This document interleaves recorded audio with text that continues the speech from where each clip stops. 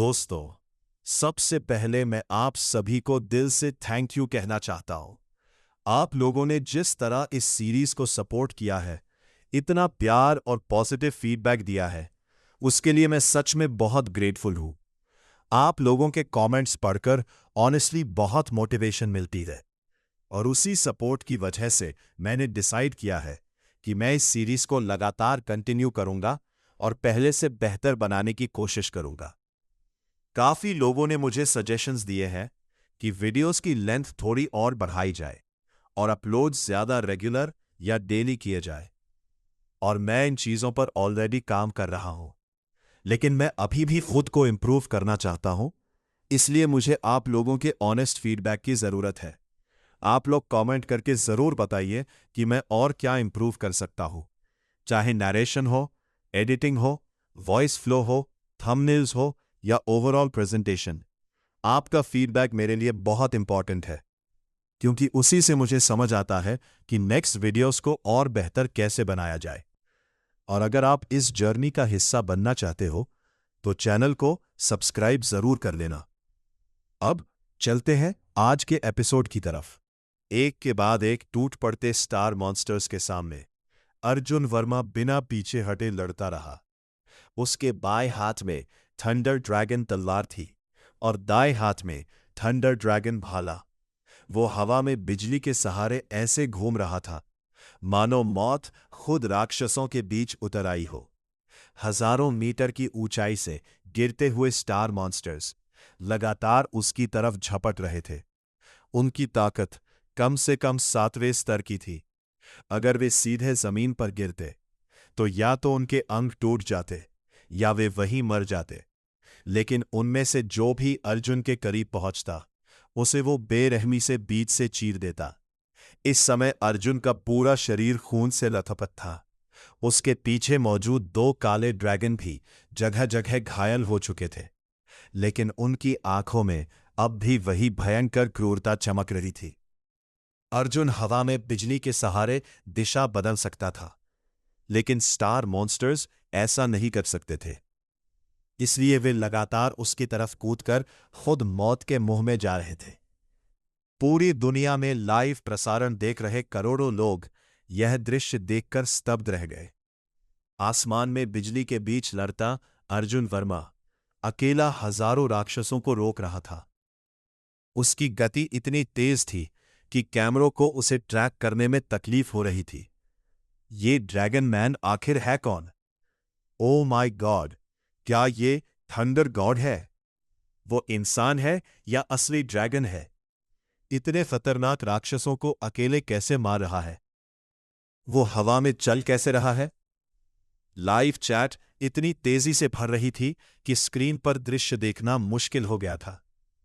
चाहे छिपे हुए ड्रैगन साम्राज्य के लोग हों या विदेशी दर्शक, किसी ने पहले कभी ऐसा अस्तित्व नहीं देखा था। हालांकि छिपे हुए ड्रैगन साम्राज्य के कुछ लोगों ने पहले अथर्व कश्यप को लड़ते देखा था, लेकिन अर्जुन वर्मा का युद्ध उससे भी कहीं ज्यादा भयावह और विस्फोटक लग रहा था। उधर एक्स फोर्स के मुख्यालय में अथर्व कश्यप और बाकी लोग सैटेलाइट प्रोजेक्शन के सामने खड़े थे। उनके चेहरे पर अविश्वास साफ दिखाई दे रहा था। ये आदमी इतना मजबूत कैसे हो गया? अथर्व कश्यप की आवाज भारी हो गई। उसके पास खड़ी राजसी वस्त्रों वाली महिला ने धीरे से कहा, इसकी ताकत शायद ग्रैंड मास्टर के बेहद करीब पहुंच चुकी है। लेकिन यह संभव कैसे है?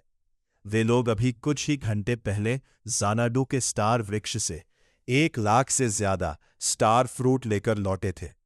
वहां सब कुछ सामान्य था। फल राक्षसों में नहीं बदले थे, लेकिन क्लाउड सिटी में जो हो रहा था वो किसी दुस्वप्न जैसा था। स्क्रीन के जरिए भी वे महसूस कर सकते थे कि वे स्टार मॉन्स्टर्स कितने भयावह हैं। उनकी संख्या भी अंतहीन थी। उसी समय स्नो बेयर साम्राज्य के गॉड ऑफ वॉर ग्रुप के मुख्यालय में भी लाइव प्रसारण चल रहा था। ग्रुप का अध्यक्ष ओरोस्का स्क्रीन को घोरते हुए बोला, यह अस्तित्व इंसान है या ड्रैगन है? ओरोस्का कोई सुपर वॉरियर नहीं था। उसने अपने शरीर की सीमाएं तोड़कर ऐसी शक्ति हासिल की थी जो ग्रैंड मास्टर के बराबर मानी जाती थी। उसके साथ मौजूद लोग भी उसी तरह के योद्धा थे। उसके पास खड़ी उपाध्यक्ष होलिनाना अर्जुन को देखकर स्तब्ध थी। उसने धीरे से कहा, इतना घायल होने के बाद भी उसकी लड़ने की क्षमता बिल्कुल कम नहीं हुई। ये आदमी किसी अमर युद्ध देवता जैसा लग रहा है। स्क्रीन पर अर्जुन लगातार बिजली के बीच घूम रहा था। हर वार के साथ उसका भाला किसी काले ड्रैगन की तरह दहाड़ता और स्टार मॉन्स्टर्स के शरीर फाड़ देता। ओरोस्का की आंखें सिकुड़ गईं। छिपे हुए ड्रैगन साम्राज्य में इतना विशाल स्टार एब्जॉर्बिंग ट्री क्यों उगा? हमारे यहां तो ऐसा कुछ नहीं हुआ। होलिनाना ने गंभीर आवाज में कहा, यह जरूरी नहीं कि अच्छी बात हो। उन स्टार फ्रूट्स का प्रभाव शायद हमारे यहां से कहीं ज्यादा शक्तिशाली हो, लेकिन उन राक्षसों को देखो, वे सामान्य नहीं हैं।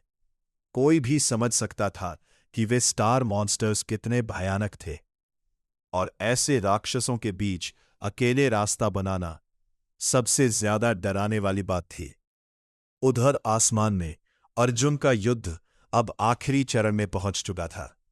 उसका थंडर ड्रैगन भाला काले ड्रैगन की तरह गरजा और आखिरी दर्जन भर स्टार मॉन्स्टर्स को चीरता हुआ निकल गया। आखिरकार वो स्टार एब्जॉर्बिंग ट्री के दायरे से बाहर निकल आया। अर्जुन हवा में रुक गया। उसके सफेद बाल अब स्टार मॉन्स्टर्स के धूसर हरे खून से रंग चुके थे। उसके शरीर को ढकने वाली 60% ड्रैगन स्केल्स टूट चुकी थी और नीचे से गहरे खून बहते घाव दिखाई दे रहे थे। उसके पीछे मौजूद 2 काले ड्रैगन भी गंभीर रूप से घायल थे, लेकिन उनकी आंखें अब भी स्टार एब्जॉर्बिंग ट्री को घूर रही थी। नीचे जमीन पर हजारों स्टार मॉन्स्टर्स की लाशें बिखरी पड़ी थी, लेकिन वृक्ष पर मौजूद बाकी लाखों स्टार मॉन्स्टर्स अब भी अर्जुन को घूर रहे थे। उनकी हरी एक आंखें चमक रही थी और वे लगातार दहाड़ रहे थे। क्योंकि वे उड़ नहीं सकते थे, इसलिए वे सिर्फ गुस्से में चिल्ला रहे थे। फिर अचानक वे नीचे पड़े सूखे शवों को खाने लगे। और सबसे डरावनी बात, जब वृक्ष से सारे स्टार मॉन्स्टर्स नीचे उतर गए, तो स्टार एब्जॉर्बिंग ट्री ने नए मॉन्स्टर्स पैदा करना शुरू कर दिया। एक के बाद एक नए स्टार मॉन्स्टर्स फिर उगने लगे और वृक्ष के सबसे ऊपर एक विशाल मॉन्स्टर किंग धीरे धीरे आकार लेने लगा। वो बाकी राक्षसों की तुलना में बहुत धीरे बढ़ रहा था, लेकिन उसकी आभा इतनी भयावह थी कि अर्जुन तक अंदर से कांप उठा। उसने नीचे देखा। आर्यन शुक्ला और बाकी लोग काफी दूर निकल चुके थे। ये देखकर वो तुरंत क्लाउड सिटी शेल्टर की तरफ बढ़ गया। लेकिन रास्ते में जब उसने नीचे जमीन की तरफ देखा, तो उसकी आंखें सिकुड़ गई। पूरा क्लाउड सिटी अब छोटे छोटे स्टार वृक्षों से भर चुका था। हर जगह 100 मीटर ऊंचे वृक्ष उगाए थे और उनसे लगातार नए स्टार मॉन्स्टर्स पैदा हो रहे थे। कुछ ही देर बाद अर्जुन ने आर्यन शुक्ला और बाकी लोगों को पकड़ लिया। उस समय वे कुछ स्टार मॉन्स्टर्स से लड़ रहे थे, लेकिन ये मॉन्स्टर्स मुख्य वृक्ष वाले राक्षसों जितने शक्तिशाली नहीं थे।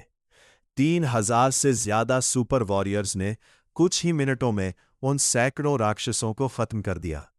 असल में बाकी स्टार वृक्षों से पैदा होने वाले मॉन्स्टर्स अभी सिर्फ दूसरे या तीसरे स्तर के थे। कुछ ही चौथे स्तर पर थे और 5वें स्तर वाले तो बहुत कम थे। वे मुख्य वृक्ष के 7वें स्तर वाले राक्षसों जैसे बिल्कुल नहीं थे, वरना अर्जुन भी इतनी आसानी से वहां से नहीं निकल पाता। लेकिन एक बात अर्जुन को लगातार परेशान कर रही थी। मुख्य वृक्ष के वे शक्तिशाली स्टार मॉन्स्टर्स उसके पीछे क्यों नहीं आए? वे सभी वृक्ष के आसपास ऐसे घूम रहे थे जैसे किसी चीज की रक्षा कर रहे हो। अर्जुन को अपने पिछले जीवन के 8 साल याद आ गए। उस समय स्टार वृक्ष तीसरे साल में दिखाई दिए थे और वे क्लाउड सिटी वाले वृक्ष जितने विशाल भी नहीं थे। तो आखिर इस बार क्या बदल गया था? क्या सच में सिर्फ मुक्ति अग्रवाल की मौत की वजह से भविष्य इतना बदल गया था? अर्जुन ने सिर झटका। अभी सोचने का समय नहीं था। जो भी आएगा उसका सामना किया जाएगा। कुछ देर बाद वह जमीन पर उतरा। अब वह अपने सामान्य रूप में लौट चुका था। उसके शरीर के घाव तेजी से भर रहे थे। ड्रैगन बॉडी की रिकवरी क्षमता असाधारण थी। बॉस आर्यन शुक्ला और बाकी लोग तुरंत उसकी तरफ दौड़े। उनकी आंखों में सम्मान और उत्साह साफ दिखाई दे रहा था। अर्जुन ने हल्का सा सिर हिलाया। यहां ज्यादा देर रुकना सही नहीं है। पहले शेल्टर वापस चलते हैं। इस बार बहुत सारे स्टार फ्रूट मिले हैं। वापस जाकर मैं सब में बांट दूंगा। जी बॉस। सभी लोग तुरंत उसके पीछे चल पड़े। अब उनके दिलों में अर्जुन वर्मा की छवि पहले से कहीं ज्यादा विशाल हो चुकी थी। लिंगजियांग सिटी, युनजियांग नदी से जुड़ा हुआ शहर, जो क्लाउड सिटी से लगभग 100 किलोमीटर दूर था। उसी नदी के ऊपर लहरों को चीरता हुआ वो बूढ़ा कछुआ तेजी से आगे बढ़ रहा था। कुछ देर बाद वो किनारे पर पहुंचा और दूर दिखाई दे रहे टूटे फूटे शहर को गंभीर नजरों से देखने लगा। फिर उसने अपनी बीट से कछुए का खोल उतारा और दोबारा भविष्य देखने की प्रक्रिया शुरू की, क्योंकि अब उसे पूरी तरह यकीन हो चुका था। स्टार एब्जॉर्बिंग ट्री का प्रकट होना इस पूरे ग्रह के विनाश से जुड़ा हुआ है। अगर स्टार ब्लू कॉन्टिनेंट की जीवन शक्ति पूरी तरह खत्म हो गई तो ये ग्रह एक मृत तारे में बदल जाएगा और तब कोई भी जीवित प्राणी नहीं बचेगा। इस बार भविष्य देखना आसान था। बूढ़े कछुए ने खून नहीं उगला। कुछ देर बाद उसकी आंखें खुली और उसे तुरंत अपना उत्तर मिल गया। उसे जितनी जल्दी हो सके लिंगजियांग सिटी के अंदर जाना था, क्योंकि वहीं मौजूद था वो व्यक्ति जो स्टार एब्जॉर्बिंग ट्री को रोक सकता था। शहर के अंदर जगह जगह विकृत राक्षस घूम रहे थे, लेकिन बूढ़े कछुए का लक्ष्य बिल्कुल साफ था। वो बेहद तेज गति से एक दिशा में बढ़ता गया। हालांकि वो देखने में एक बूढ़ा कछुआ था, लेकिन उसकी असली शक्ति डिजास्टर लेवल की थी। रास्ते में चाहे नदी के भीतर के राक्षस हों या जमीन पर घूमते विकृत प्राणी, कोई भी उस पर हमला करने की हिम्मत नहीं कर रहा था। करीब आधे घंटे बाद बूढ़ा कछुआ एक रिहायशी कॉलोनी के बाहर पहुंचा और वहां का दृश्य देखकर उसकी आंखें हल्की सिकुड़ गईं। पूरी कॉलोनी में एक भी राक्षस दिखाई नहीं दे रहा था। असल में कॉलोनी के अंदर एक शक्तिशाली सुपर वॉरियर लगातार राक्षसों का सफाया कर रही थी। सिल्वर स्टार आर्मर पहने एक छोटी कद की लड़की लगातार राक्षसों का सफाया कर रही थी, लेकिन उसके हाथ में मौजूद विशाल स्टार तलवार उसके शरीर से बिल्कुल मेल नहीं खाती थी। हर बार जब वो तलवार घुमाती, सामने मौजूद विकृत प्राणी सीधे खून की धुंध में बदल जाते। सबसे चौंकाने वाली बात, वो पहले ही 6 स्टार सुपर वॉरियर बन चुकी थी।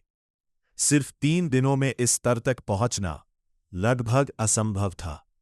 बूढ़ा कछुआ बाहर खड़ा होकर चुपचाप उसे लड़ते हुए देखता रहा। जब उसने आखिरी राक्षस भी खत्म कर दिया, तभी वो धीरे धीरे अंदर गया। कौन है? लड़की अचानक पलटी। उसके हेलमेट के भीतर चमकती आंखें सीधे बूढ़े कछुए पर टिक गई।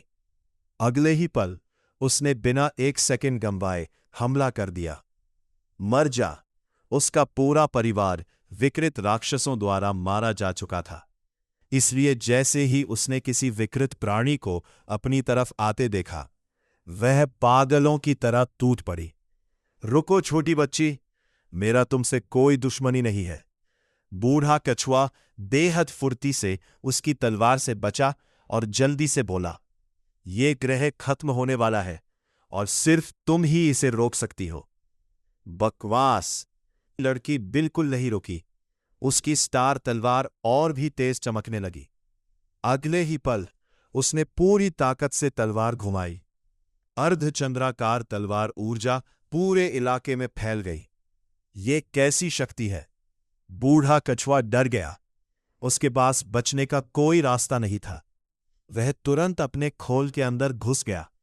भयानक तलवार ऊर्जा उसके खोल को उड़ाते हुए पीछे की एक इमारत में जा भिड़ी। छोटी पूर्वज, हमला बंद करो।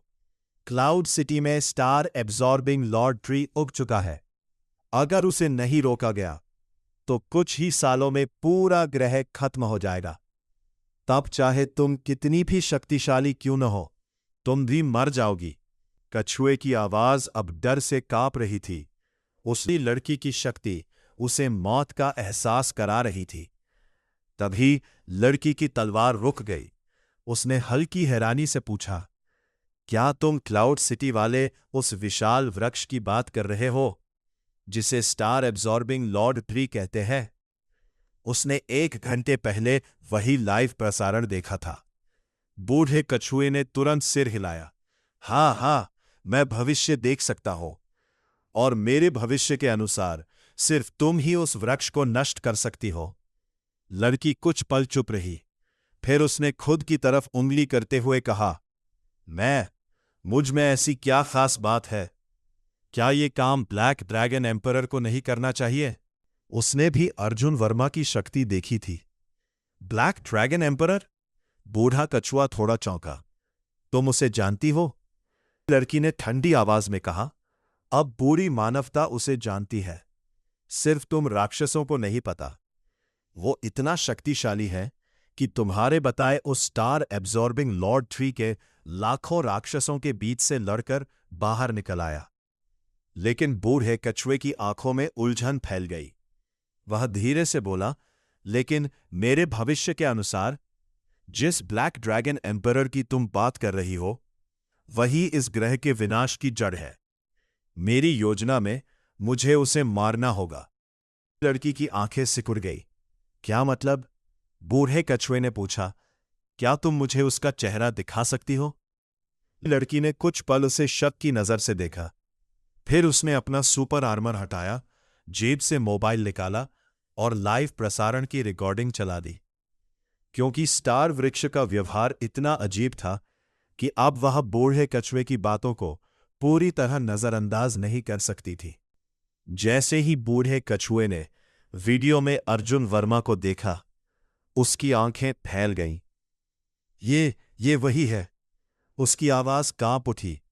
मुझे नहीं पता ये कैसे संभव है, लेकिन मेरे भविष्य के अनुसार स्टार एब्जॉर्बिंग लॉर्ड ट्री का जन्म इससे जुड़ा हुआ है, और सिर्फ इसे मारकर फिर तुम्हारी शक्ति का उपयोग करके उस वृक्ष को नष्ट किया जा सकता है, वरना उसे कोई खत्म नहीं कर सकता, क्योंकि वे दोनों एक ही है।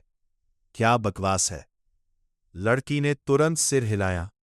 अगर वे एक ही है तो वृक्ष के राक्षस उस पर हमला क्यों कर रहे थे? उसे बचाना चाहिए था। बूढ़ा कछुआ कुछ पल चुप रहा, फिर बोला, शायद उस स्टार एब्जॉर्बिंग लॉर्ड ट्री की असली चेतना अभी पूरी तरह जागी में ही है। मेरी बात मानो, भविष्य कभी झूठ नहीं बोलता। लड़की गहरी सोच में पड़ गई। कुछ देर बाद उसने कहा, फिलहाल मैं तुम्हारी बात मान लेती हूं। पहले मेरे साथ एम्पायर शेल्टर चलो। ये मामला इंसानों के उच्च अधिकारियों को बताना जरूरी है। बूढ़े कछुए ने तुरंत सिर हिलाया।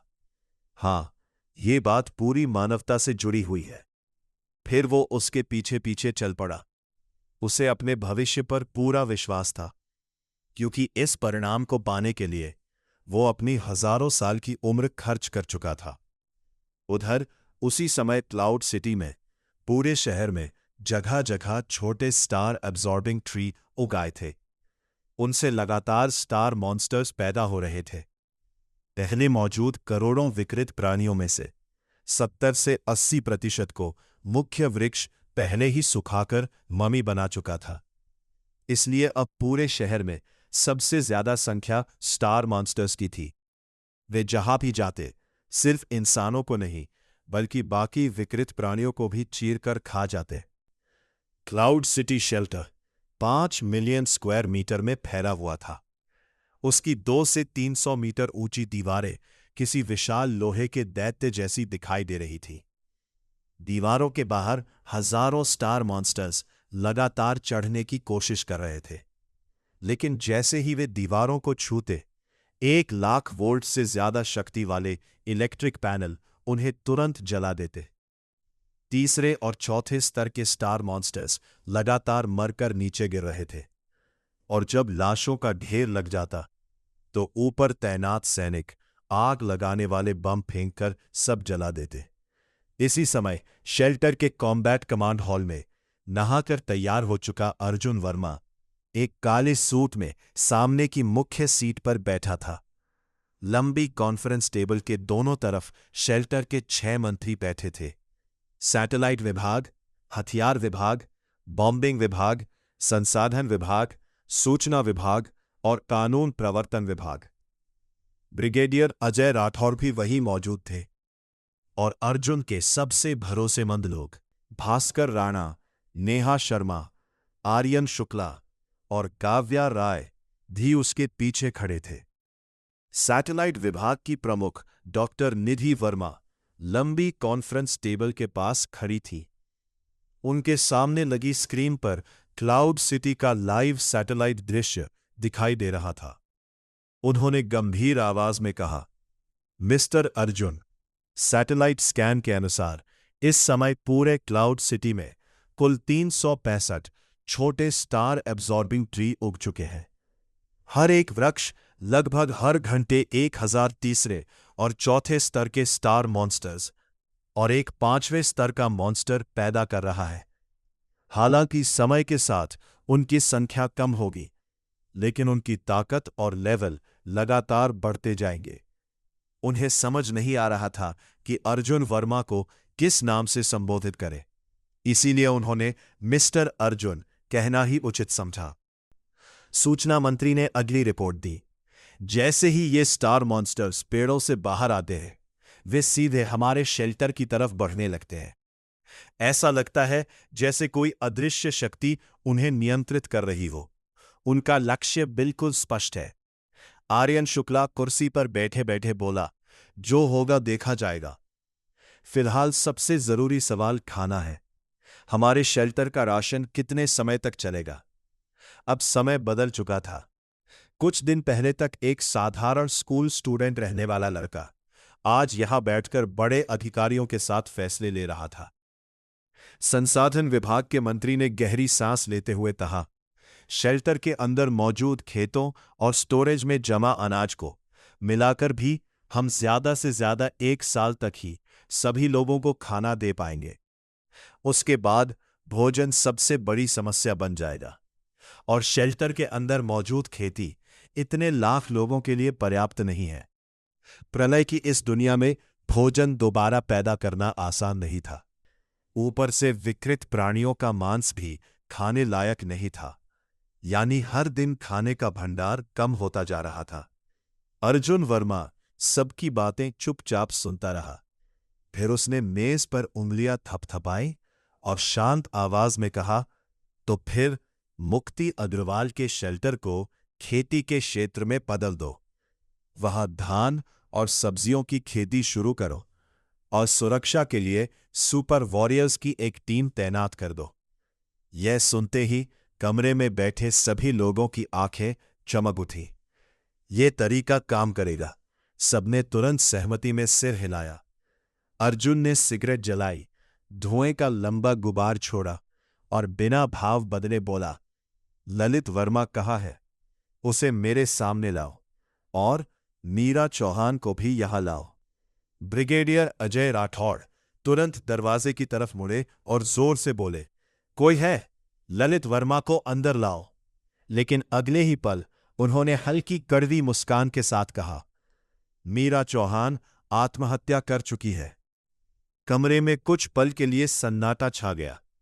तभी नेहा शर्मा ठंडी हंसी के साथ बोली, उसके लिए तो ये आसान मौत बन गई।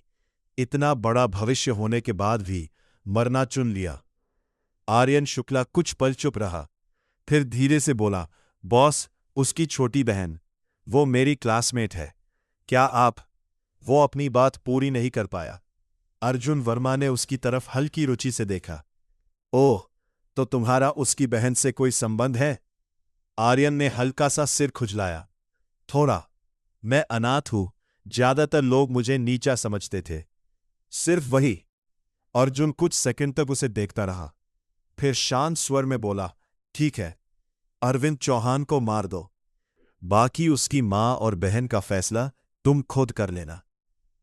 पहले अर्जुन वर्मा मीरा चौहान के पूरे परिवार को उसके सामने खत्म करना चाहता था। लेकिन अब जब मीरा खुद मर चुकी थी, तो उसके परिवार को मारने में अर्जुन को कोई संतुष्टि नहीं मिलती। और सबसे बड़ा कारण आर्यन शुक्ला था। धन्यवाद बॉस। आर्यन की आंखों में साफ राहत दिखाई दे रही थी। लेकिन तभी धड़ाम! कॉन्फ्रेंस हॉल का दरवाजा अचानक जोर से खुला। लाल रंग के सुपर आर्मर में एक युवक गुस्से से कांपता हुआ अंदर घुसा। अर्जुन वर्मा, मैं तुझे मार डालूंगा। उसे देखते ही डॉक्टर निधि वर्मा का चेहरा सफेद पड़ गया। रोहित, नहीं! वो उनका इकलौता बेटा था। लेकिन अर्जुन वर्मा की आंखों में कोई बदलाव नहीं आया।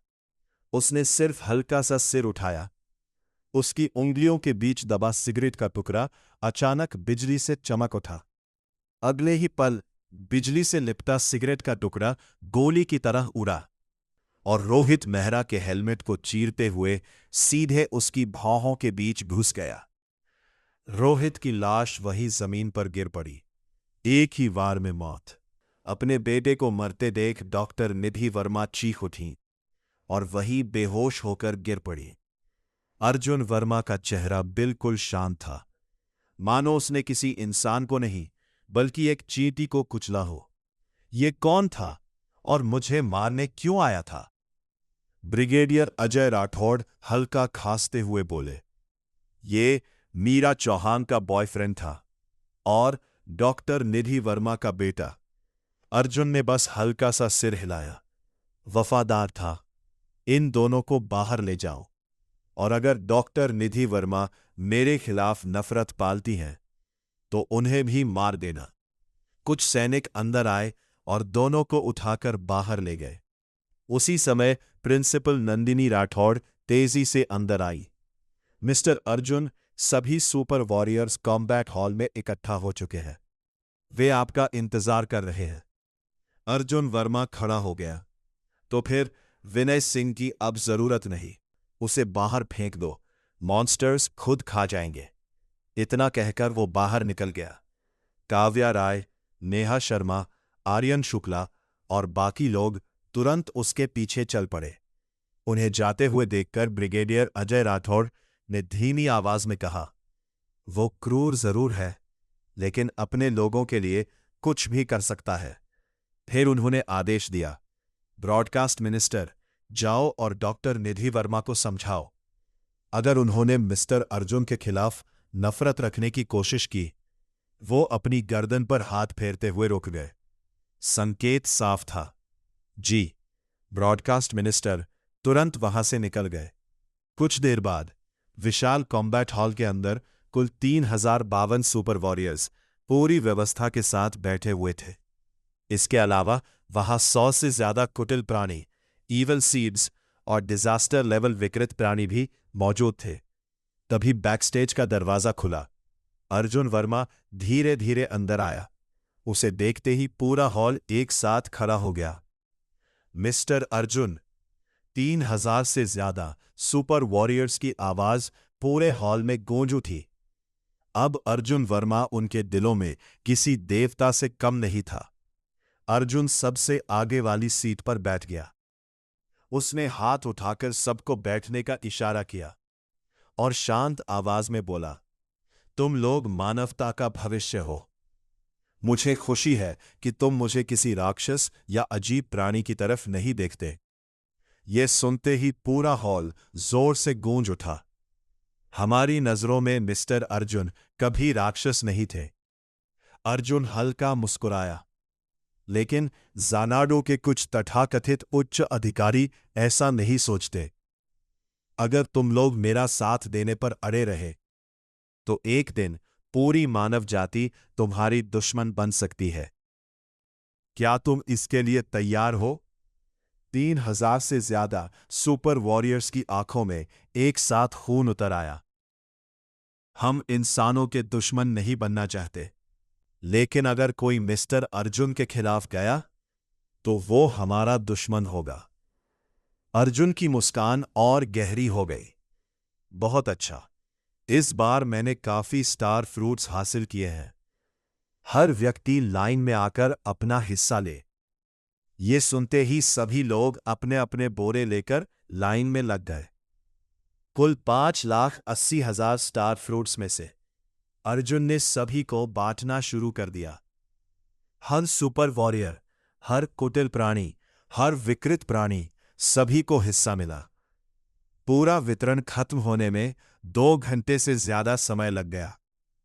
इसके बाद अर्जुन ने हाई लेवल योद्धाओं को अलग से अतिरिक्त स्टार फ्रूट्स दिए। आर्यन शुक्ला, ज्योति वर्मा, सुशांत राणा जैसे संत स्तर सुपर वॉरियर्स को अतिरिक्त 1,000 स्टार फ्रूट्स मिले।